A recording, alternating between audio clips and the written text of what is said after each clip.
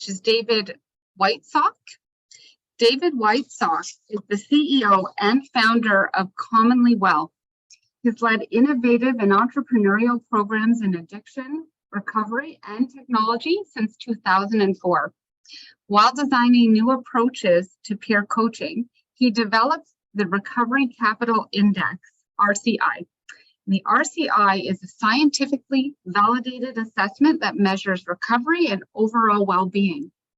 David founded Commonly Well in 2020 to broaden the reach and impact of the Recovery Capital Index. Through Commonly Well, David also works with healthcare systems and behavioral health clinics to design and implement improved patient experiences. David's a regular speaker and advocate for addiction and mental health. He focuses his advocacy on improving well-being for fellow attorneys and reducing impaired driving. David lives and works out of Potsdam, New York, where he, his wife, and his beagle enjoy the expanse of the Adirondacks. David, welcome to our conference, and you are going to kick us off this morning. Thank you. Wonderful, and thank you, Mary, and thank you, Justice Barnes, for getting us kicked off this morning. And I'm also grateful to Dennis Riley for the invitation to present this morning to AGTP in this conference. We're starting some work with Dennis in the state of New York, and it's going to be incredibly exciting. Off the top, some apologies. I had some travel change. I've been on the road for a bit, and so over the course of this travel, it's unfortunately lost months a bit, but it's starting to actually come back today. So just a quick acknowledgement to that I may crack in and out here or there, but I think we're going to be able to get through this. And with that, there may be some noise as I actually am in an airport. So we love technology to be able to bring us together like this. And I'm really fascinated and excited to have this conversation about how do we measure and track the well-being of the people that we serve through the justice system and also through treatment systems. And the way that I'm going to talk about that is through a topic that I've been following now for over a decade, and the work and the science around data specific to a concept called recovery capital. Now, I do want to acknowledge right off the top that I will mention the Recovery Capital Index in this presentation. That is an instrument that I have a financial stake in. This presentation will not be about that, but about recovery capital generally, but I just want that disclosure to be known. So over the course of the next 25 minutes, I want to walk us through a few things. For many, the idea or the concept of recovery capital can be new. And so a foundation of explaining what recovery capital is, where did it come about, why did it come about, and how has it grown and evolved to today, and how is it being used today.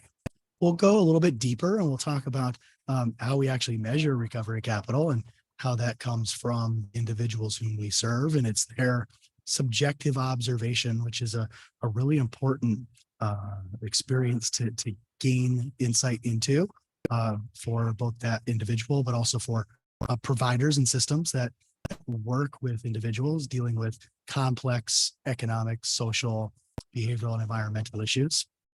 And then how do we engage this recovery capital? So as we're getting a sense of it, as we're measuring it, where do we use it, and how can we use it to meet people specifically where they are? Now, there's a lot of words on some of these slides. I did that kind of on purpose so that you can go back afterward and have access to these.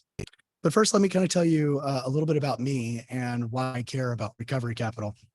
Despite the way my voice sounds today, I spent more than a decade as a radio broadcaster in the Dakotas, North Dakota and South Dakota. And in the course of work, I rose to a level of prominence that had me becoming a play-by-play announcer in hockey in particular. That was my trajectory, and had a pretty successful career for a little over a decade with a lot of great work being done behind a microphone. But throughout the course of all of that, and even prior to getting into the broadcasting arena, I never really felt comfortable in who I was, what I was, where I was. Nothing ever seemed to be right about me, and I wasn't sure what that was. All I knew was that for the early start of my life, alcohol tend to sort of shake some of that loose. But of course, we know how that turns out. It led me through multiple DUIs, going in and out of the criminal justice system, despite being a professional broadcaster. And it was in a courtroom in South Dakota where a judge was kind of going through my rap sheet, and she was looking at things like, she said in open court, David, you've got family that's here supporting you. They seem to have supported you throughout this over a decade long run through addiction and a life that's just been turned upside down. You have access to financial resources. You have some education in college. You clearly had a professional career and are successful. You've got some intelligence. And she asked in open court, why are you here? And more importantly, she asked, what did we do wrong? Now, this was 2005. To hear a judge say that in a courtroom, I remember that despite the surreal experience that sentencing. But she was really asking a very fundamental question, and we did not know at the time, is what she was laying out were all of these things that we could call recovery capital. What I didn't know at the time, I now know, is that we might call it recovery capital, but that's on the other side of somebody dealing with a substance use disorder. But it could also be the very things that could be protective factors. They just weren't framed right, or I didn't understand how they could be protective factors for me at the time. Obviously, we know a lot more. Over the course of a number of years, I would be one of the first in the United States to participate in a brand new program that was starting in South Dakota, and that was twice daily breathalyzers. I'd be put on the program for 5 years. I'd get that cut in half because I had worked my way through the program. I did twice breathalyzers for 947 days. And throughout the course of that process, found my way going back to college. Had a professor who was a constitutional law professor, heard my story, and she said, you've got to become a lawyer. I thought she was kind of crazy, but that I suppose was in the cards for me. And so I did go to law school. I graduated, passed the bar, and as fate and luck and fortune would have, I would be able to go back to the exact same courtroom where I was once sentenced, and the same judge, Judge Kathleen Trandle, would swear the oath of attorney for me in 2013. So I add that really, incredible story. It is incredible. I'm grateful to have experienced it and where it's taken me today. But I share that story because underneath all of what was happening there in the path to get to this particular place led me to this opportunity to try to figure out, how do we help people understand all of the things around them that can be helpful to them to get through this process of recovery, maybe even cut addiction off at its knees, but to get to be maybe well faster, and help organizations, agencies, court systems, and health systems identify the things that are determining factors in a person's recovery. Now, I know that in Canada, the definition of recovery is a little bit different than we have in the United States, but they're both pretty similar. And I'm going to use the US definition for our purposes here. But this is pretty close. We share these in common, that it is a process of change, and it is a process towards helping individuals to self-direct their lives, and in the hopes that they can reach their full potential. Now, in all of that, of course, and the reason why we want to define this term recovery is because we are going to talk about this idea of recovery capital. And what this doesn't necessarily mean is that an individual is sober. Much of the way that we have measured or demonstrated success up till now has been either you're sober or you're not. We measure this in ones and zeros. And for a lot of people, that creates a lot of challenges. We do know that in order to get through a process of recovery, and even if that is an abstinence-based approach, we have to think about the person's resilience, the community in which they live, the resources that they have. Now, in Canada, we talk about recovery-oriented processes and recovery-oriented systems, as well as in the United States. And so I've highlighted the outcomes part to think about recovery capital as being an outcome. We can build that recovery capital. People can start with little to no recovery capital. They could be without a home. They could be without a job. They could be disconnected from what they think their values are or purpose. And we'll describe all of that in a moment. But when we start to put these things together in this idea of a recovery-oriented system, what I'm going to propose is that we've got to have some identifier of things that we can look at that can be measured. And recovery capital allows us to do that. So what is recovery capital? There's a lot going on here, but I will just say, for the sake of moving through the next 15 minutes, recovery capital is pretty easily defined as the internal and external resources that an individual can draw upon to move through the process of recovery, to sustain that recovery, and to achieve the life that they seek. Now, where did recovery capital start? Recovery capital started about 23, 24 years ago with a couple of gentlemen out of the University of Denver, William Cloud and Bob Granfield. And they were social scientists, social workers. They worked with a lot of individuals experiencing, in particular, alcohol use disorder or alcoholism, depending upon the time they just called alcoholism. And what they were really curious was, why is it that some people who could go through a particular process of change, go through treatment multiple times, have very similar backgrounds, similar use files, similar resources available to them? Some will go through treatment multiple times. Others would not. Others would simply get better. And they wanted to know why. What was the difference? And what they came to find was that there were other key resources within an individual's life beyond just their social relationships or just housing or just employment. It really went deeper than that. It went to, do they have a cultural connection in the place in which they live? What are their values? Those various things, access to healthcare. And so they started to think about, when we look at these resources that are internal ourselves. So internal could be hope and beliefs and a lot of other things. External to us, again, job, et cetera. How do those things come together? And so as we've been going through the last 30 years, we have experienced this way. How do we build up a recovery movement to allow them to really get into positions where they can get better, remove some of the barriers, the hurdles, if you will, to getting well? And recovery capital can be potentially that antidote for getting us through that process. So what we need to think about, though, when we think about recovery capital, is really structure a better framework. And so when we look at that framework, we can break recovery capital down into its component parts. And so we can categorize the various elements of well-being. Now, when I started on this journey about a decade ago, I first began to speak to people like William White and Dr. David Best and a host of others in the recovery field.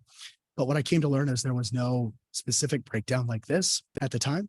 But where we had learned more about well-being was in kind of the economics and emerging practice of happiness. And so I began to talk to a lot of the happiness experts around the country. Dr. Jeffrey Sachs at Columbia University, Mike, who is at the Happiness Research Institute in Copenhagen, a lot of time with him and his team to really figure out what does this need to be. Spent a lot of time with the folks at the Social Progress Index based out of NYU, Stearns School, to really try to understand these component parts. And the world, through the World Health Organization and the United Nations and a lot of other places, have been measuring these things sans addiction, not in a recovery context. And what I've learned over the years was we just need to put it into our language, our context. So let's define these a little bit. Personal capital. What is personal capital? These are the tangible assets that an individual has access to. And you saw that list. These are things I can touch. My mental and emotional well-being really is a tangible asset to me. It may be intangible to others, but it's tangible to me. Social capital is really right at its heart is those close totality of relationships that we have immediate access to. Not necessarily acquaintances, but really our close personal friends, our close family members, even maybe close people that we work on a day-to-day basis. And then cultural capital. Excuse me. When we think about cultural capital, you're thinking about big C community, but underneath that is really this idea of what are the core values and beliefs to me in the space that I live? Are they reflected in that place that I live? Do they align with the community norms that exist? And then what we tend to find is that tension between my cultural connection, cultural identity in a particular community, when those things are misaligned, that creates a lack of resilience and some resistance. So when we take a look at this and we skip back just a bit, there's a bigger picture that we start to look at, and that is as we go to measure recovery capital, we are looking at it from the individual realm. If we measure 100 individuals within an organization, we can now see kind of an organizational health, if you will, of recovery capital. But then we can move that out to the community, and we can start to look at postal code codes, zip codes, states or provinces. And we can say, okay, what's the community-based recovery capital that we have, and what does that mean in terms of success, or are there deficits that we need to look at more closely and then reallocate resources to help bring up the opportunity for people to get well? So I will make the argument that a lot of times we tend to sit down with folks in recovery and want to create goals. And that's great to have goals, but in order for those goals to become reality, we have to have a system. And one thing about measuring recovery capital or looking at recovery capital, it allows you to start to build a system of change that you can engage with on a day-to-day, week-to-week, month-to-month basis. That system of change will help individuals get to their goals. What's really important about all of this too is as we think about how do we assess recovery capital, we assess it by asking people about their experience. Social scientists have been doing this for over 80 years around the globe. The science is very clear. We can get self-reported data in a very reliable, robust way. We can bring it together with good statistical science, and we can start to bring these stories together through questionnaires and surveys, and really tell great stories of change. And so I believe that when we measure recovery capital in its most robust way, we can start to share tens of millions of greater voices and start to eliminate stigma over time. So I've talked about how do we measure recovery capital. Let's go a little bit deeper into that. There are a handful of recovery capital scales that have emerged over the course of the last 15 years or so. You may have heard a couple of these, in particular the RECCAP that has some prominence in Canada these days, as well as maybe the BARC 10, that's the assessment of recovery capital. But these are the ones that have existed for a while, and so are being used in a lot of different places. When we start to think about those elements, and if you're a provider, or even if you're a judge, or if you're somebody on the ground working with individuals, in order to motivate change, in order to build recovery capital, we have to look at certain elements of a person and find out how are they going to engage in that particular indicator or item of recovery. And we can use practices like cognitive behavioral therapy and motivational interviewing.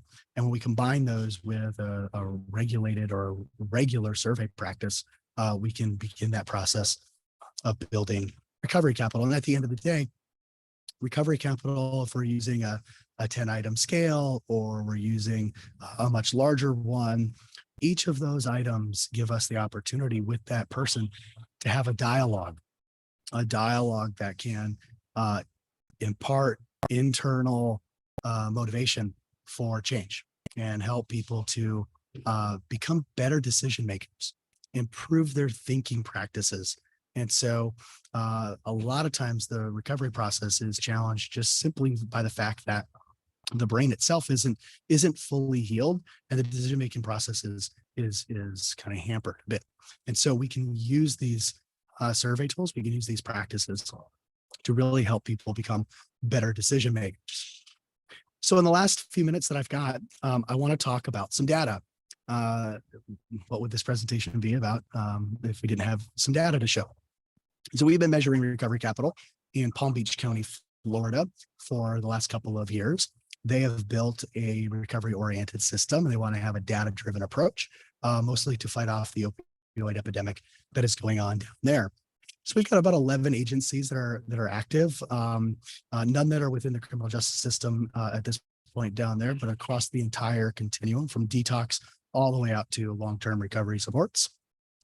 Over this period from January 2020 until about September of this year, they had about 900 participants and just over 2,000 completions of the Recovery Capital Index. You can see those completions by quarter. Their completion rate. So once somebody gets the survey and they start it, 95% of the time, the survey gets completed. Full completion rates are right around 60% out to about 6 months. But what we can start to do now is we can actually start to benchmark success. How is Palm Beach County doing against the rest of the United States? And you can kind of see there are some differences where there are deficits in Palm Beach County in particular, and that's around personal capital. So those are the folks now that are taking a look at this data that have the power, that have the access to resources. They can start to reallocate these resources. When we look over time, as we're measuring recovery capital over time, we can see here's Palm Beach County. Let's take and layer over the United States. You can see there's a little bit of a depression in terms of recovery capital in that particular county. If we look at one particular agency, this is the Hub, which is a recovery community center. You can see when somebody starts to work with a recovery community center at the beginning and they stay engaged, they continuously build the recovery capital. It starts to level off here by the 5th month, but we see this growth. Now, when we look across Palm Beach County, the recovery center has greater growth than, say, does the other providers in the community, and they're better than the US. There seems to be a fall off within the US scores when we bring it into the aggregate, but they're all doing really good. And so now they can start to see they're doing better than others. They've got some resilience factors. These are the things that they can really tap into to sort of bring people up and say, you're doing really great. Let's keep working on these to make sure that they're solid foundations for you. But there are risk indicators. What are the things that might make recovery harder? And we can see what those are. Now they can be targeted in those areas and access resources to help in those particular areas. Last couple of things before I'm done. We do have, and we have learned about some predictiveness around recovery capital specific to individuals coming out of jail. So we worked with a researcher, Dr. Heather Howard at Florida Atlantic University, and we looked at about 60 individuals coming out of jail. And of those individuals, when they had higher social and cultural capital to begin with, they had greater housing stability at 90 days. And when we looked at recidivism or rearrests, individuals that had low values and no access to healthcare, those individuals, it was a very high probability that they rearrested. And so we're starting to get a bit predictive in terms of what some of these elements and these items in recovery capital tell us about individuals' chances or the probability that they might return to the court system again. And so again, as we look at recovery capital, both it's a way of identifying for individuals their own resources, what they don't have, what they do have, for organizations to be able to see how can we bring greater resource to individuals and help them get better, but also globally, how do larger organizations find the resources to help populations in a very targeted way, because we now have this very continuous holistic data looking at people's own observations of the world around them. Now, if you'd like to measure your own recovery capital and take a look at it yourself, you can do that. You can go ahead and text this number, and I'll share this in the chat as well. And I'll share this again later, but you'll have a chance to go ahead and do that yourself. That's my contact info. And if you'd like to get in touch with me, you certainly can. And of course, Mary and team know how to do that. So again, thank you, Mary and Justice Barnes. I appreciate the time to share some thoughts about recovery capital today. Thank you so much, David, for that very, very informative presentation. Lots of great information there. I'd like to remind the participants that if you have questions for David, we are moving along into the next presentation, but you can type your questions into the Q&A button. And David, if you're able to stick around for a little bit and monitor those questions and answer them in real time, that would be fantastic. Thank you. So I would like to introduce our next speakers or presenters, and that is Dr. Sarah-Elison Davies and Glyn Davies. So Sarah is a chartered psychologist and leading behavioral scientist in the addictions field. She joined the Breaking Free team in 2013, having worked previously as an academic researcher in the National Health Service and at numerous UK universities. She leads on developing the evidence base for Breaking Free digital solutions in collaboration with research scientists at leading academic institutions in the UK, US, and Canada. This currently comprises 37 peer-reviewed studies with several studies underway, including 3 clinical trials. And Mr. Glyn Davies is a chartered scientist with an academic background in criminology. He has been with the Breaking Free team since its inception in 2010, having previously acquired deep sector knowledge through a series of roles in both the delivery and commissioning of substance misuse and criminal justice services. He is highly skilled at partnership building, including at governmental level, and advising organizations on implementing our solutions in the most optimal ways. He's also played an instrumental role in the development of the Breaking Free digital interventions. So welcome, Dr. Sarah-Elison Davies and Glyn, to our conference, and we really look forward to hearing you present your research on Breaking Free. Take it away. Thanks so much for the introduction, Mary, and thank you everyone for attending today. We're really excited to be able to present our work to you. I'm just going to share our screen. That's the end of the presentation. There we go. So hopefully you can see that now, and I'm just going to go to slideshow. Okay, so the work that we're going to be presenting today is really work that we've been conducting over the past couple of years across the United States. We've been delivering our digital CBT program for substance use disorders, Breaking Free, across lots of prisons in the state of Ohio. And this particular piece of research focuses on outcomes for those individuals across Ohio that have been using Breaking Free to address their methamphetamine use. We've been working in collaboration with our colleagues at the University of Manchester, Reform, the Ohio Department of Rehabilitation and Corrections. So we just wanted to acknowledge our collaborators today. So as I say, the work we'll be presenting today is around the Breaking Free program, and we've been delivering Breaking Free across Ohio prisons during the COVID-19 pandemic. We'll tell you a little bit more about the Breaking Free program in just a second, but what essentially this particular piece of research is really looking at is the associations between baseline criminogenic risk factors and also program engagement with the outcomes that individuals experience when they're engaging with Breaking Free. It's worth mentioning that this is, as far as we're aware, the first study to report outcomes for US prison residents that have engaged with digital CBT for substance use disorders. This study has also recently been published in the journal Health and Justice, and it's open access. So if anybody would like to have access to the link to that, then we'd be very happy to provide that. So today we'll be giving you an introduction to Breaking Free, also discussing the links between methamphetamine use and offending, then describing how we implemented this digital program across Ohio during the COVID-19 pandemic. And then we'll describe the methodology that we've used to evaluate the program and also provide some insights around the results that we've obtained and also a discussion. And just to flag that Breaking Free Online is currently available to all individuals across Ontario. So we're commissioned by Ontario Health on behalf of the Ministry of Health in Ontario. So the programme is actually available to all residents.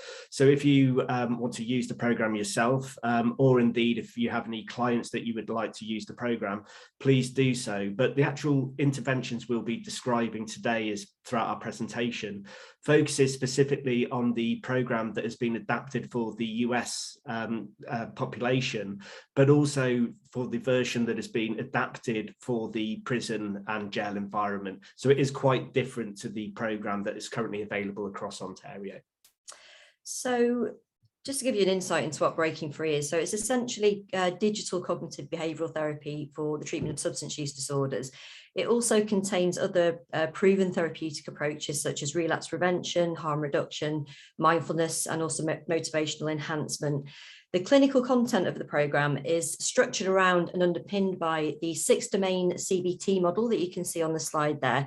We call that the lifestyle balance model. It's really based on the 5-factor model that's used very commonly in CBT, but we've just adapted it and added an additional domain of lifestyle because we know lifestyle factors are incredibly important in substance use recovery. We've been delivering Breaking Free for quite a long time now here in the UK, so it's been available across UK community services for around about 12 years. And we've also been delivering the programme in UK prisons for the past 6 years. The programme does have an extensive evidence base, so we've demonstrated its acceptability to lots of different populations of users and in different treatment environments. It has demonstrated efficacy, and in more recent years, we've also reported the mechanisms of action of the programme. So in other words, how different clinical components in the programme exert their effects. We're just going to play a short video now just to really show you what the programme looks like, and we'll just do a bit of narration over the top. So this is the baseline assessment that people complete when they first set up their account. Within the assessment are a number of psychometric measures, and people can also set their personalised recovery goals as well. When the individuals completed their assessment, they're shown their model, which is personalised. So the colour coding shows the individual the various levels of difficulty they may be facing in each of the areas of the model. We also offer harm reduction components into the programme because people in prisons' tolerance is likely to have changed, and we want to mitigate risks of overdose. And this is how people access the 12 core strategies in the programme. So if you click on any area of the model, you're able to access an information or psychoeducation strategy and also an action strategy, which we'll show you now. And we have relapse prevention strategies that help individuals to identify how to recognise, avoid and cope with their triggers to avoid relapse. We've also included cognitive restructuring in the programme, which helps people to address the thinking errors or mind traps that might underpin their substance use. We also have mindfulness-based interventions to help people with emotional regulation so they can manage heightened emotions like stress, anxiety, frustration or anger. We also teach people about cravings and urges and how they're more intense in the early stage of detox, but if you don't give in to them, they do subside over time. And to help people manage that process, we teach them another mindfulness technique known as urge surfing. There's also activity scheduling in the programme, which supports people to put in place activities for throughout the week that will give them a sense of enjoyment or achievement. We have also goal setting interventions that allow people to have smart, compliant goals, so they're specific, measurable, achievable, realistic and time bound. And I'll stop that there and just move back to the main presentation. Okay. So hopefully that's given you a feel for how the programme looks. That's probably the quickest we've ever run through that video.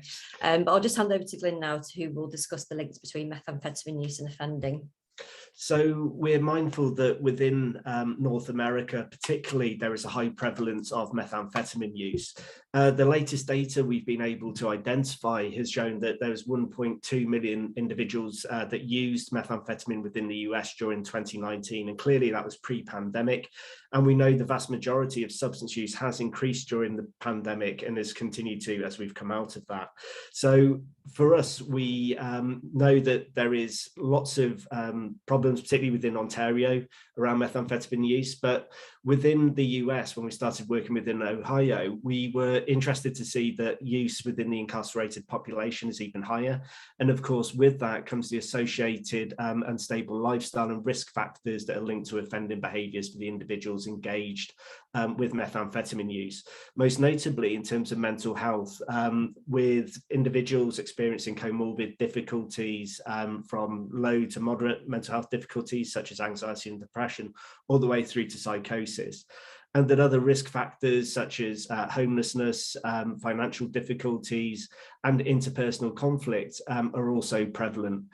Now, in terms of the actual offence profile that's most commonly linked to methamphetamine use, we know that because of the compulsive nature of meth, that actually people need to fund their substance use, normally quite to the extent where people can't manage that through legal means, and therefore people often resort to acquisitive offending, sort of shoplifting, theft, robbery, or burglary in order to fund their drug use. And of course, the most prominent way that individuals their methamphetamine use is through selling to friends and acquaintances in terms of dealing. But we also know that violent crimes are also associated with methamphetamine use. The reason for the purpose of this study is because in the UK, we've got a history in terms of amphetamine sulfate, but methamphetamine is only just starting to emerge in pockets around the country. And therefore, we are keen to kind of learn and understand more about the use of breaking free and its efficacy for the treatment of methamphetamine use, predominantly because with treatment services here in the UK, there isn't any mainstream treatment intervention that's currently available. Now, as a result of the pandemic, we all have our own experiences that we can reflect on personally and professionally for when we first started to experience the pandemic. And as challenging as that was, within a prison context, it is even greater. So back in 2020, when the pandemic started, if you think about the context of a prison, often overcrowded, confined spaces, lots of people mingling, the authorities had to identify lots of different lockdown measures in order to try and to limit the transmission of COVID during the time. And lots of organisations really had to sort of look at the impact in terms of their daily routine. So there was massive restrictions in terms of the routine that people were operating, particularly in terms of programming. And that really did mean that people weren't getting access to the rehabilitative practices and processes that they were used to. So for example, within Ohio, with a local survey, over 75% of respondents actually noted the disruption they were experiencing around programming, including the substance use treatment within Ohio. Particularly not just as a result of lockdown measures, but also due to staff sickness as well and limited staffing. So that resulted in a number of states actually looking to technology innovation. For example, with Massachusetts and New York State, they looked to telehealth and introducing that for the first time, particularly in terms of providing access to methadone and buprenorphine. And within Ohio, they were particularly innovative because they were aware that the residents across the 28 adult prisons and the juvenile facilities, the 3 juvenile facilities, residents had access to secure tablets because those actually allowed individuals to access resources, particularly around education, training, employment resources. And so they introduced breaking free, and that enabled the population across those 31 facilities to actually get access directly to behavioural change programming through breaking free. So we'll talk you through the evaluation that we've conducted recently, just to look at the outcomes from the delivery of breaking free across Ohio. So this is essentially a within subjects design. So what we're looking at is change over time for those individuals that use breaking free to address their methamphetamine use. The reason we're able to do that is because when people complete assessments in the programme, we have a back-end database that automatically collects that assessment data. So everybody completes a baseline assessment when they first start using the programme, and then every 2 weeks they're required to complete what we call a progress check assessment, where they essentially repeat the assessment they did at baseline. So we're looking at multiple things in this evaluation. First of all, we wanted to understand the baseline psychosocial criminogenic risk factors that were present amongst this group of methamphetamine users. We also wanted to look at change over time by comparing baseline and progress check assessment scores. In the assessment, we have a number of standardized psychometric measures, including the severity of dependence scale, which measures substance dependent severity. We have the patient health questionnaire 4, which is a measure of depression and anxiety. We've also included 5 items from the World Health Organization quality of life measure to look at quality of life. And then we've also got our own measure, which has published psychometric properties called the recovery progression measure. And what this measures is levels of functioning across each of the 6 areas of the model that we showed you previously. And that essentially provides a measure of global biopsychosocial functioning. So what we also wanted to do is examine whether baseline psychosocial criminogenic risk factors might be associated with outcomes for individuals engaging with breaking free for their methamphetamine use. But because in the backend database, we also collect data around program engagement in terms of which components of the program people have completed, we also wanted to examine whether patterns of program engagement might also be associated with outcomes. So this study reports data from 2,187 residents at Ohio Department of Rehabilitation and Corrections who engaged with breaking free between May 2020 and September 2021 to address their methamphetamine use. And the ODRC Human Subjects Research Review Committee provided ethical approval for the study in May 2021. So here are some of the results. In terms of participant characteristics, the largest age group was between 25 and 44 years, which is probably representative of the prison population in the US. There were twice as many men as women, but women were actually significantly overrepresented in this study. There were only 3 women's facilities that participated in this project, compared to 25, was it? 28 male facilities. So you can see here, actually, even though there are more men than women, when you look at the number of facilities for men and women, women were actually significantly overrepresented. And then in terms of those baseline risk factors, although 2/3 of individuals reported that they were only using breaking free to address their methamphetamine use, 1/3 of individuals did report that they were using the program to address methamphetamine use and also use of at least one other substance. When you also look at the baseline substance dependence and mental health, over 2/3 at baseline reported moderate to severe substance dependence, and between a half and 2/3 reported moderate to severe depression and anxiety. And right across the board, we saw high rates of risk factors being reported, the kind you would expect in terms of methamphetamine, in terms of risk-taking, aggressive behaviours, paranoia, poor health, the kind that we would expect, but particularly high in terms of relationship difficulties. Now, all of these we know are criminogenic risk factors that are associated with increased likelihood of offending. And of course, all of these are associated with methamphetamine use. Now, just looking at how people fared in terms of their outcomes, of the people that completed a baseline assessment, just over half completed at least one progress check assessment. The average number of progress check assessments completed was 4, and the average number of days between baseline and most recent progress check assessment was around 77 days, which is approximately 11 weeks. We wanted to compare those individuals that did provide progress check assessment data and those that did not. And actually we found, using their baseline data, there weren't any significant differences between those 2 groups of individuals, or at least we couldn't ascertain any from the data that we had available to us. But for those individuals that did provide progress check assessment data, we found significant changes in scores in terms of significant reductions in methamphetamine dependence, severity of depression and anxiety, and also significant improvements in biopsychosocial functioning and quality of life.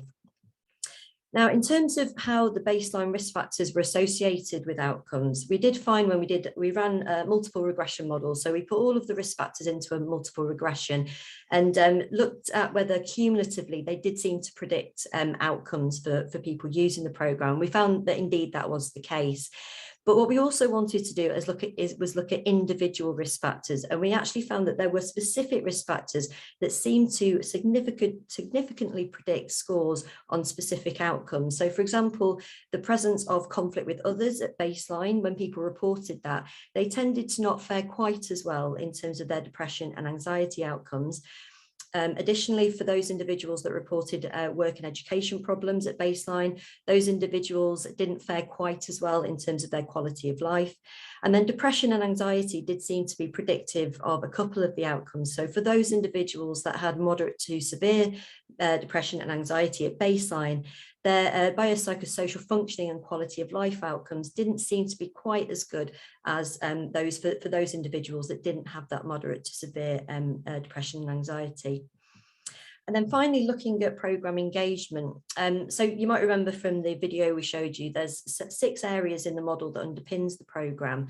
And behind each of these areas of the model, people can access an information or psychoeducational strategy, and then a corresponding action strategy, which were those activities that we showed you in the video.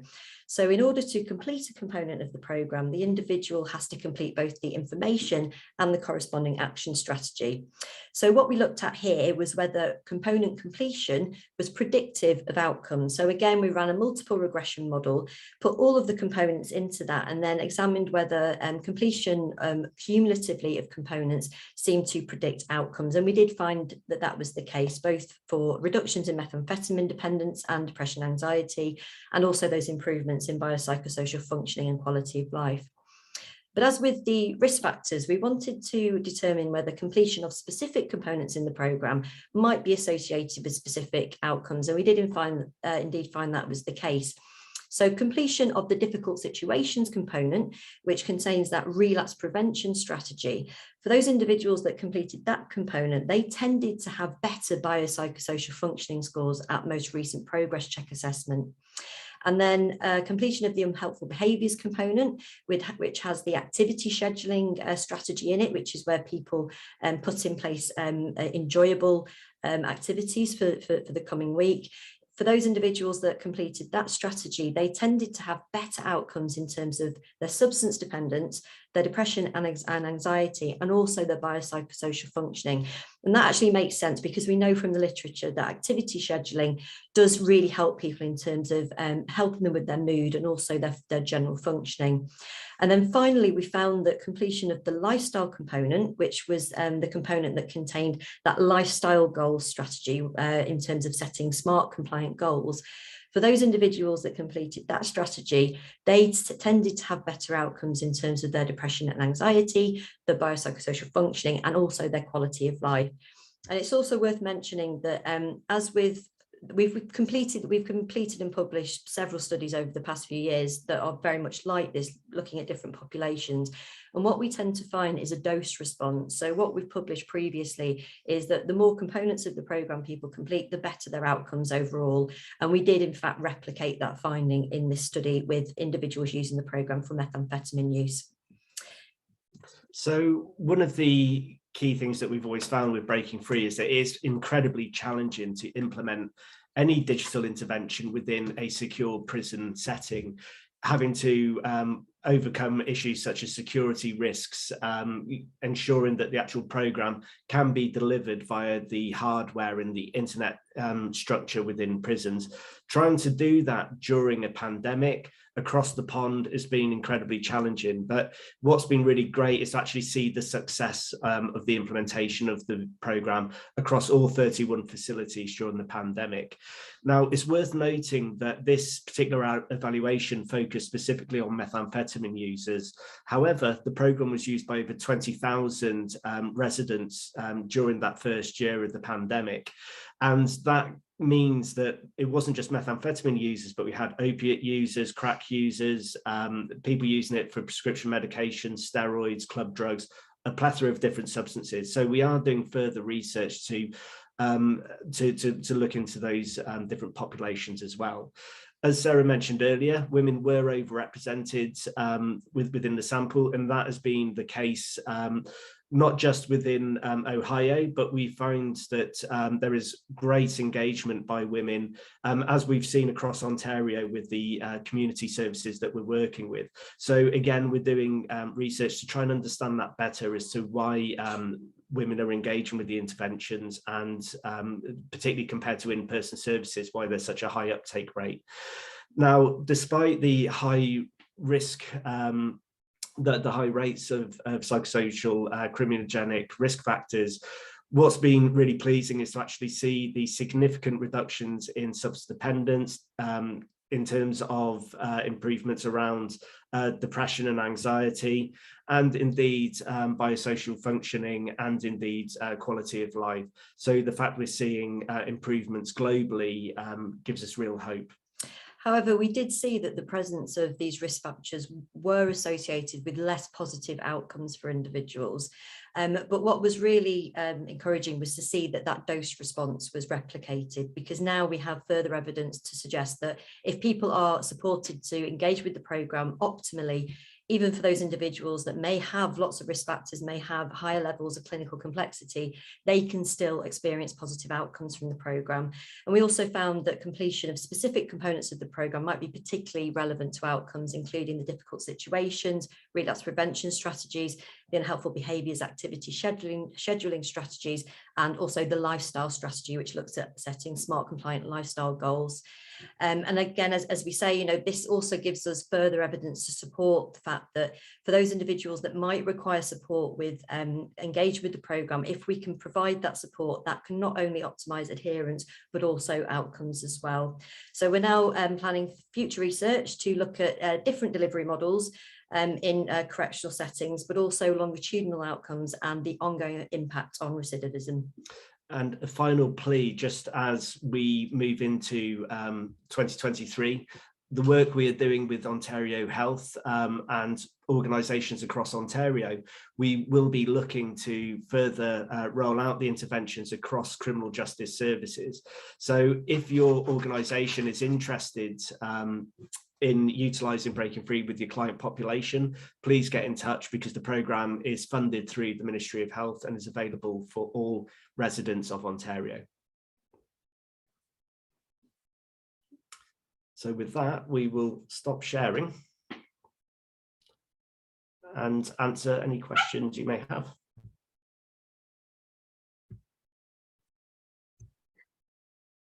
I don't see any questions in the chat, but if questions come up for people, certainly use that Q&A function, and I can forward those questions on to Sarah and Glyn at a later time. Brilliant. Thank you. Absolutely. Thank you again so much for such an engaging presentation. You're doing phenomenal work, and I can attest personally to Breaking Free. It's been wonderful. We've rolled it out at our organization, and clients are really pleased to have access to this type of virtual support. So thank you so much. Thank you, Mary. And an answer to the question, yes, the slides will be available on our website afterward.